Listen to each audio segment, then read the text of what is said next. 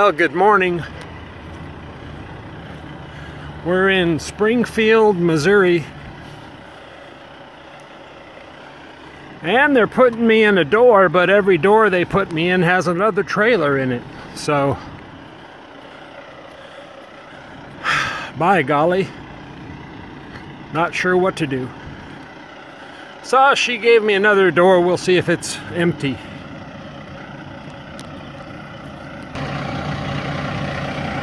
Well, we're gonna try 14. And there's no one in it, thank goodness. Right next to an old friend.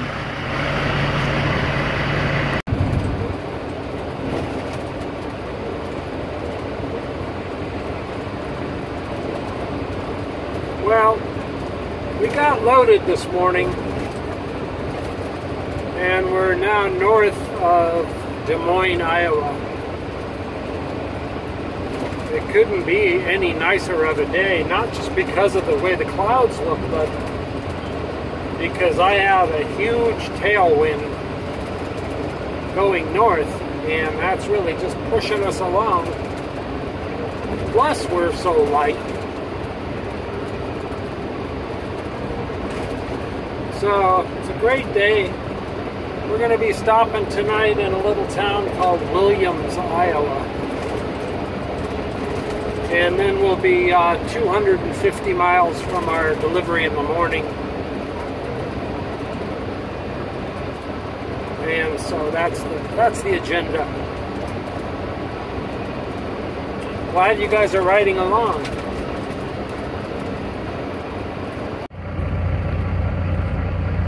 Boy, we stopped fast.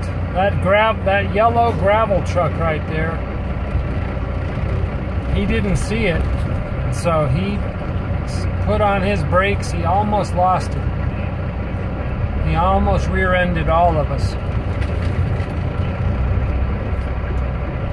He slid sideways,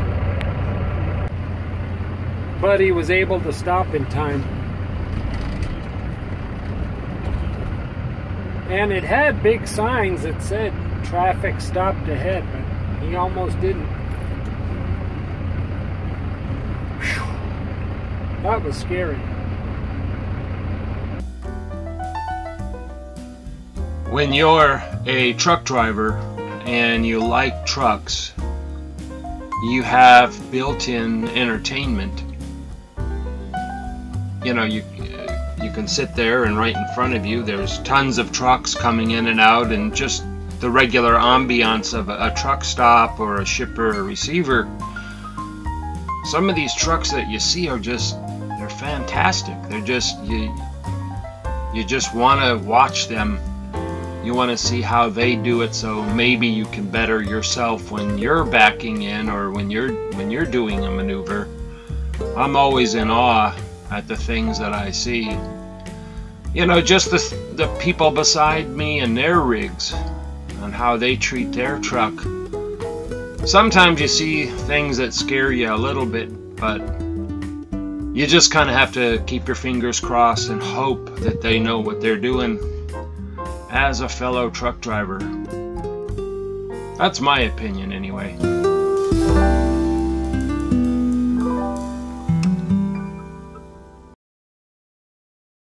I have never been to Brainerd, Minnesota, that I remember.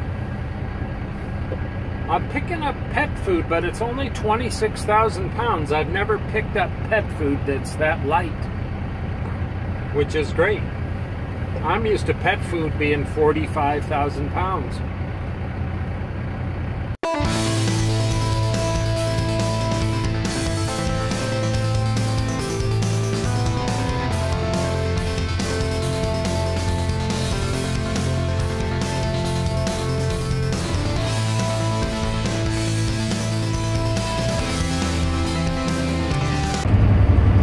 An interesting story to me about you guys is a story that starts when some of you were teenagers or a little bit older than that, and asked me how to get into trucking, and I would share the story and then you would become truck drivers.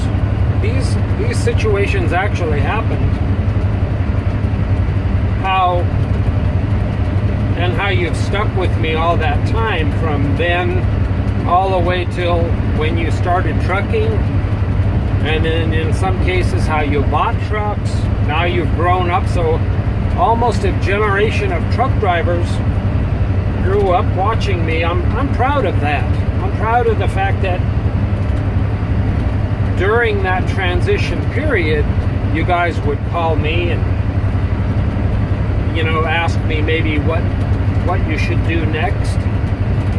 Some of you drop off, and I know that you have to for whatever reason, or you just lose interest in trucking, but it's awesome to think some of you are still out there, still watching. Now you have your own trucks. There's this one family from Germany. They actually came over here and they met me in Southern California. The kid was like 18 years old, and then he went back to Germany.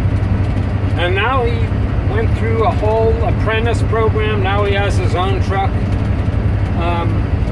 Friedhof in Germany is doing that. I'm really proud of people like him who really stuck with their career.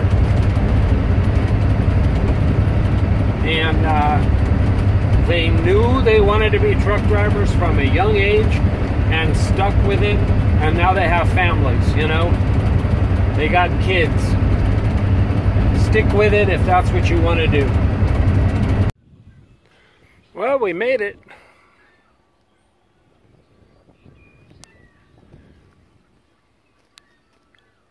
Kind of looks like a area that they are developing.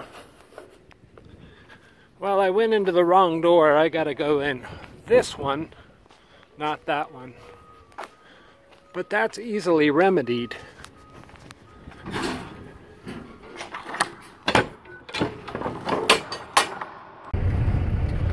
And in theory, this should be easy.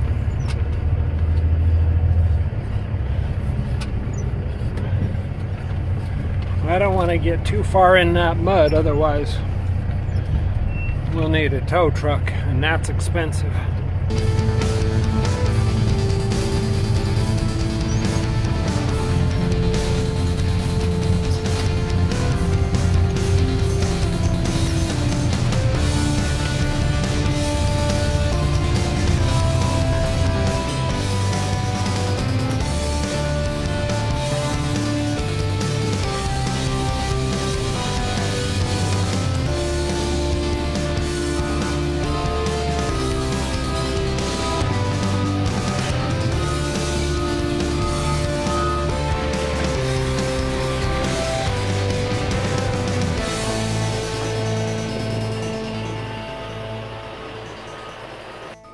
Well, they're loading me.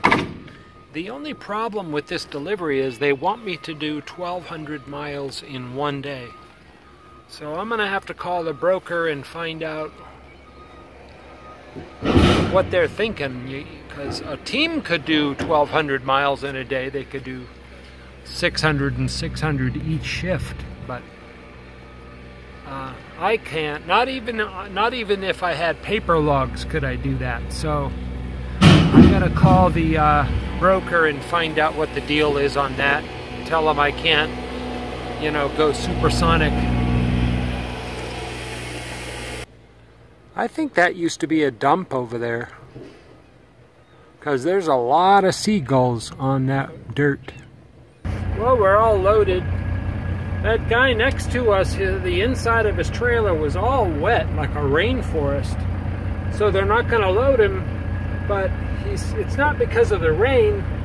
He was hauling plants up from Canada, and so they are required to be moist, and so that's what caused the condensation in his truck.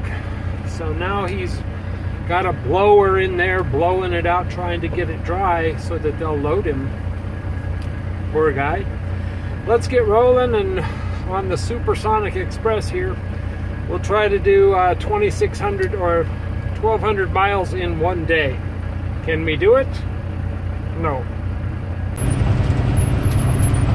I think I made a mistake. I decided to take 27 over to 35 rather than going down through St. Cloud and all that. But this has been slow, 2-lane, 27. Not a good way to go. Very slow. A lot of curves. But we're almost to 35 now, so I won't complain. Just, I would never go this way again. But I was trying to avoid going through Minneapolis, because the traffic through there was horrendous. So hopefully going this way I will avoid some of that traffic.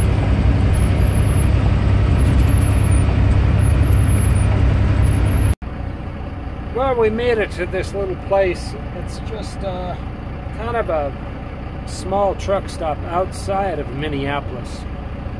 And I'm going to stay here for the night.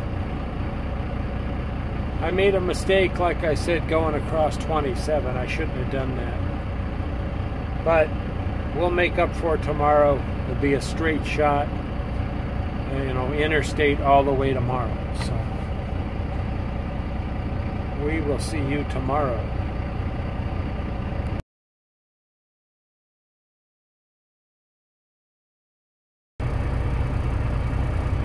"4 o'clock, and all's well."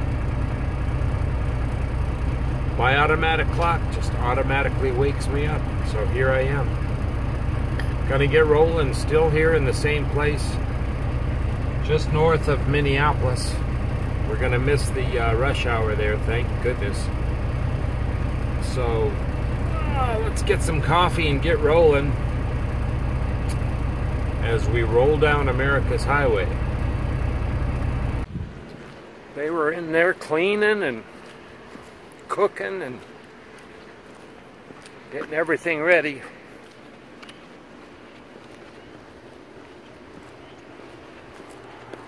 Let's roll.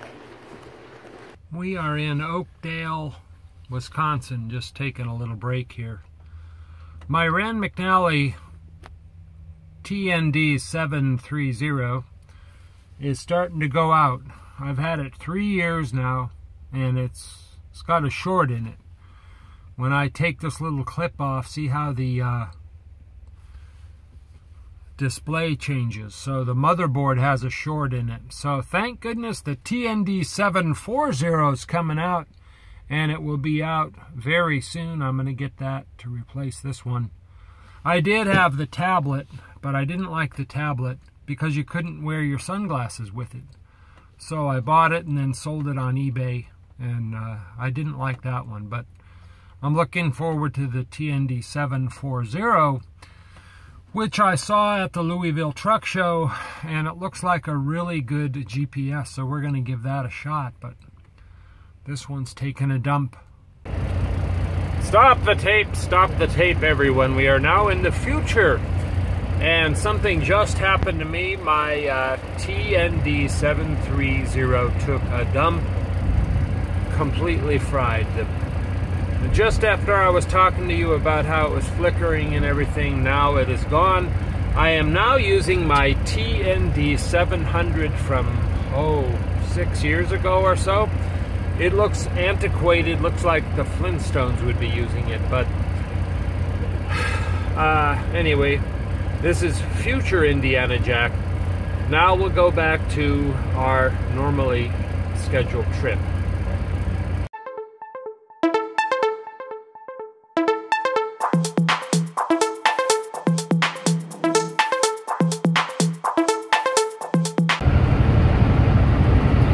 We are in Mattoon,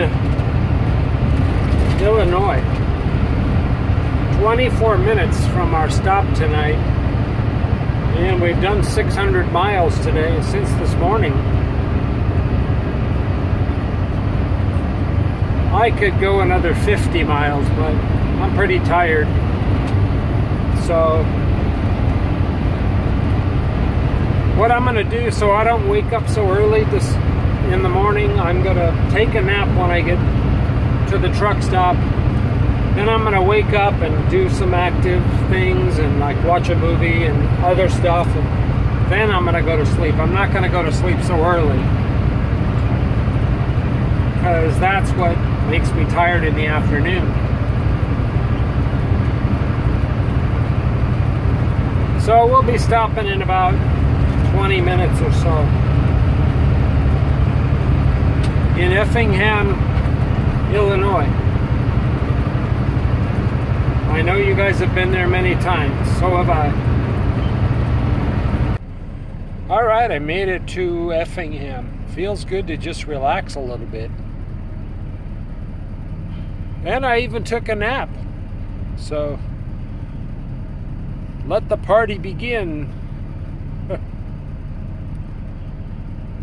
It's a nice day here. I can't believe how nice it is out.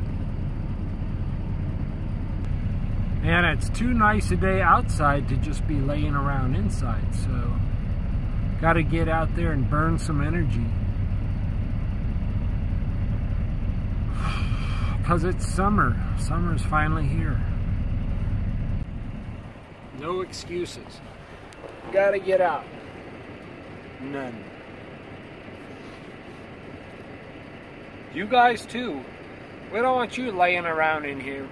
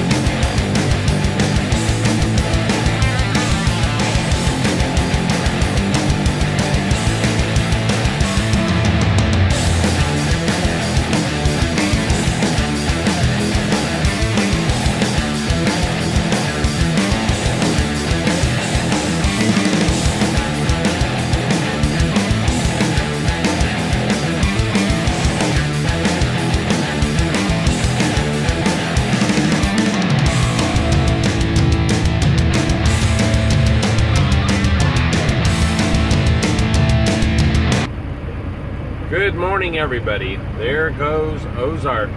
78 degrees here as we get rolling on our way down to Georgia.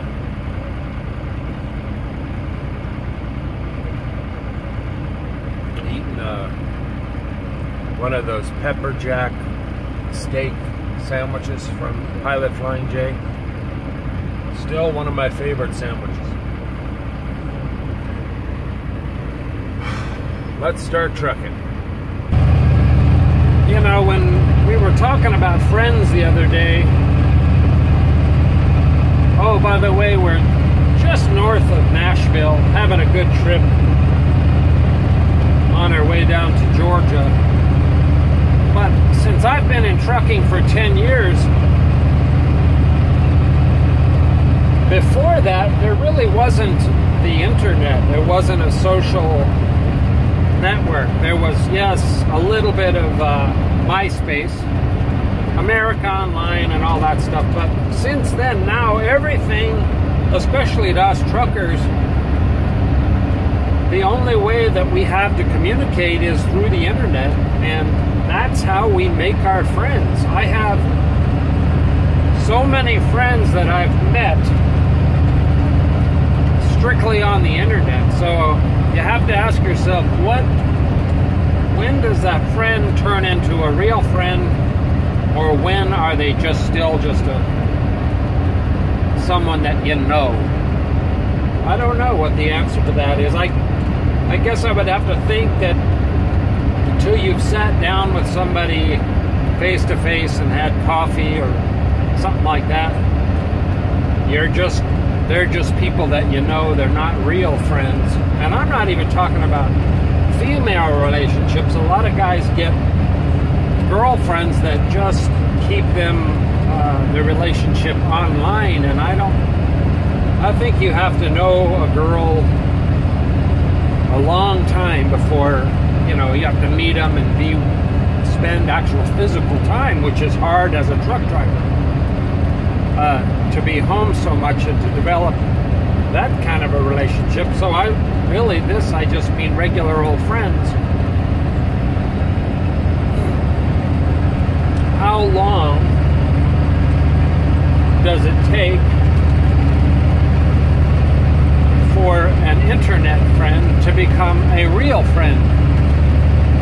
I don't know. That would be an interesting study. I don't know what your opinion is. My opinion is, until you meet them face to face and hang out with them and do stuff, you just know them really as an internet person. Until you see them, meet them face to face, have coffee, play some pool, something like that. Interesting subjects, especially these days. Us truckers, we're out here like the cowboys. I don't know how they did it. I guess they were just friends with each other, as they went out and tended to the cows.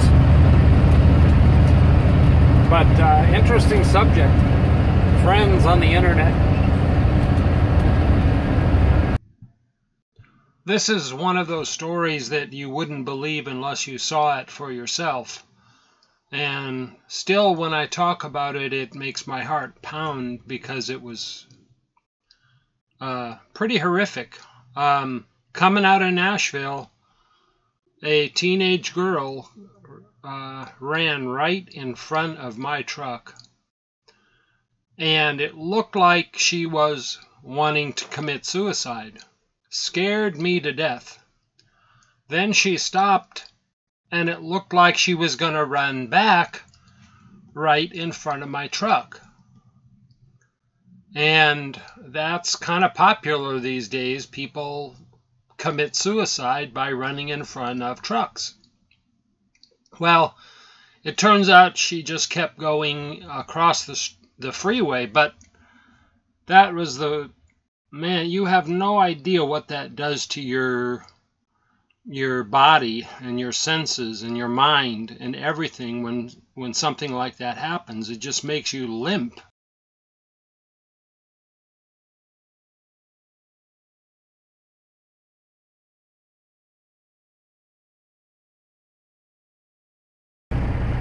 We have arrived here at the receiver, and we even have a door. Good morning.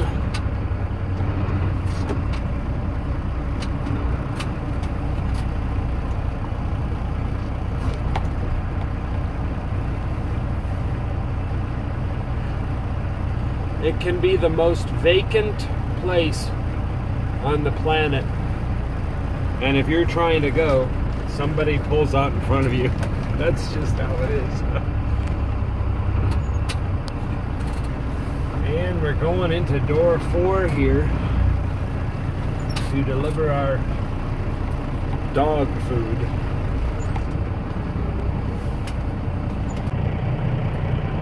And there she is right there.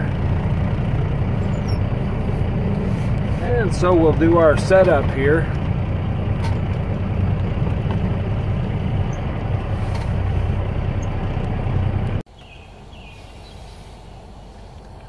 Silence is golden. We are actually in a door. They haven't started unloading me yet. I've noticed since I've been with a smaller company, they unload us a lot quicker.